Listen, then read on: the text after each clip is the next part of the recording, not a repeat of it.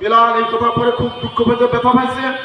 ঘরে যে রাসূলের তো কোনো জবাব দি নাই। ঘরে আল্লাহ বলছি, আল্লাহ তুমি আমাকে গরিব বানাইছো, তুমি আমাকে গরিব বানাইছো, গোলাম যেটা গোলাপ বানাইছো, তুমি আমাকে হাটে বাজারে বিক্রি গোলাম মতন বেড়াবো কিভাবে কিনা রয়েছো, এ তো কোনো দুঃখ ছিল না। কিন্তু তুমি আজ আমাকে এমন একটা কাজ করছো যে মসজিদের নববীর মুয়াজ্জিন থেকে বঞ্চিত করছো। সব বললা তুমি, কবল পড়লো আমার। এই কথা বলার পরে আল্লাহ তাআলা বিলালের এই আত্মনাথকে সাথে সাথে কবুল করে নিয়েছে। এমনভাবে কবুল করছে যে ফজর সময় আযান দিছে, সুন্দর ভাষাওয়ালা, সুন্দর মুয়াজ্জিন, তো আযান হয়ে গেছে। সব সাহাবীরা সবাই সাথে হচ্ছে না, ফজরের আযানের পর্ষা হইতেছে না। তখন সবাই অপেক্ষা করতেছে কি হলো কি হলো, এত সুন্দর আযান দেওয়া হলো তারপরে কেন ভোর হচ্ছে না। অনেক পরে জিবরাইল আলাইহিস সালাম সব নিজে আসছে, আইসা বলতেছে, আসার পরে রাসূল বলছে, এই ভাই জিবরাইল আজকে কেন ভোর হচ্ছে না কেন? রাসূল বলছে যে ইয়া রাসূলুল্লাহ, রাসূলুল্লাহ কে বলছে জিবরাইল আলাইহিস সালাম, রাসূল আপনার মুয়াজ্জিনের মসজিদে নববীর আযান হয়নি কেন?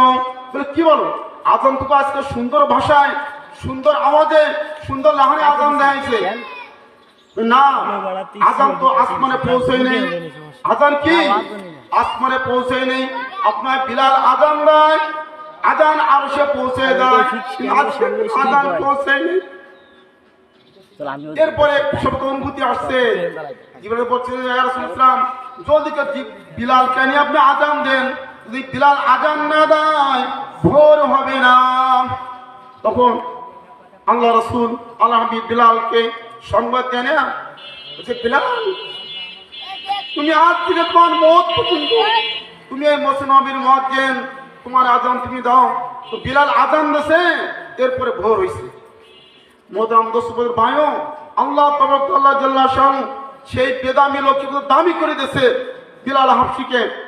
এমন ইহাতে কি আপনার তাফসীর ভিতরে আসছে, যখন নাকি রাসূল জান্নাতে প্রবেশ করবে, একটা লাল উটের পিঠে সওয়ার হয়ে, আর ওই উটের পা গোলাপের সামনে উটের পিঠে রাসূল সওয়ার থাকবে, আর উটের যে রশি বিলালের হাতে থাকবে, আর বিলাল সামনে সামনে চলবে।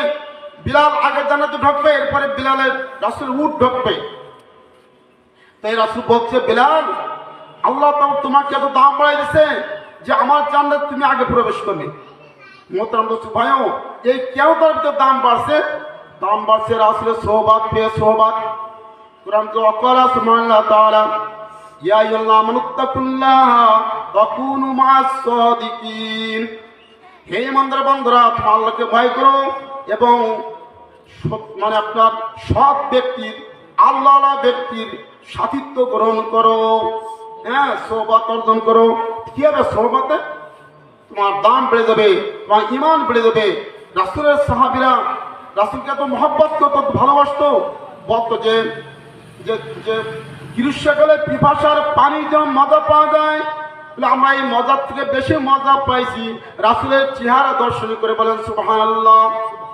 অনেক সময় সাহাবী রাসূলের কাছে আসছিলাম, অনেক ক্ষুধা লাগছে, পিপাসা লাগছে, ঘরে কোনো খাবার নাই, পানির ব্যবস্থা নাই, একমাত্র আপনার চেহারা দর্শন করে ক্ষুধা নিবারণ করব, পিপাসা নিবারণ করব। বলেন কেমন মজার কথা! রাসূলের চেহারা থেকে এত তাদের মহব্বত ছিল, এত মজা পাইতো যে তাদের পিপাসা নিবারণ হয়ে যেত, তাদের ক্ষুধা নিবারণ হয়ে যেত। আল্লাহ আমাদেরকে কবুল করে, আমিন।